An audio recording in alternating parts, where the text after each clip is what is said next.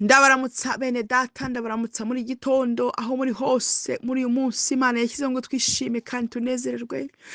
Imana ikomeze ibagirire neza, Imana ibakomeze, Imana ibagenderere, Imana inanize ibyabananizaga, Imana ishyire ku murongo ibitari ku murongo mu buzima bwanyu, Imana ikomeze irinde intambwe zanyu aho mu majyana amaza, Imana ukuboko kwayo kubagaragareho ineza yayo, imbabazi z'Imana zibamanukire benshi mu izina ry'umwami Yesu Kristo.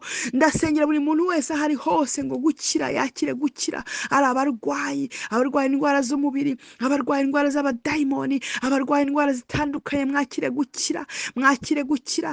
Ndasengera buri muntu wese ikibazo cya finance ngo Imana yonyine ko ariyo mwungere wacu, haleluya, ifungura imiryango y'ijuru, ibaha ibyo mwifuza mu izina ry'umwami Yesu Kristo. Imana ikomeze ibagirire neza, Imana ibasetse, ahari ibyari bikomeye Imana ibyoroshye, ibyari binabananije Imana ibaha imbaraga muri uyu munsi, haleluya, udasanzwe Imana yashyizeho ngo wishime kandi unezererwe.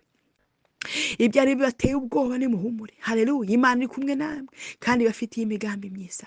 Uyu munsi Imana yashyize ijambo, hari ijambo ryo mu Bakorinto ba kabiri 5:17, si ubwa mbere turyumvise cyangwa se nanjye mubyumvise ndi kurisangizwa namwe, ariko icyiza cy'ijambo ry'Imana rigenda riduhishurirwa bundi bushyashya, ukagira ngo nabwo rya jambo wumvishe umwaka washize, ejo bundi cyangwa se icyumweru cyashize, ahubwo ijambo ry'Imana tugenda tugira andi mahishurirwa arenze y'umuntu yari afite, haleluya. Nicyo cyiza cy'ijambo ry'Imana. Rero iri jambo niryo kubasangiza, biratubwira ngo umuntu wese iyo ari muri Kristo,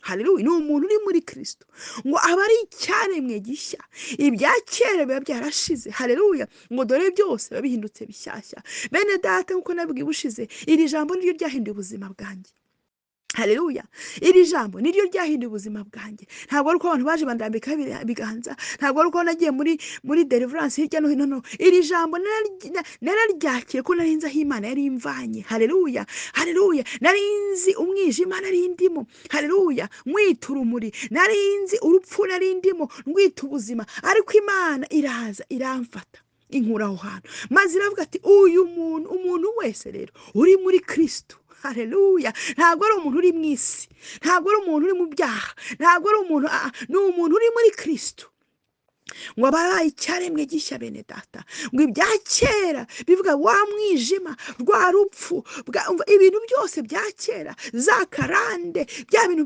byakugendagaho bituma udasinzira, bigutera amanywa nijoro, ngo ibya kera, haleluya, ngo biba bishize iyo umuntu ari muri Kristo, ngo dore byose biba bihindutse bishyashya, haleluya. Icyiza rero ntushobora kwibaza se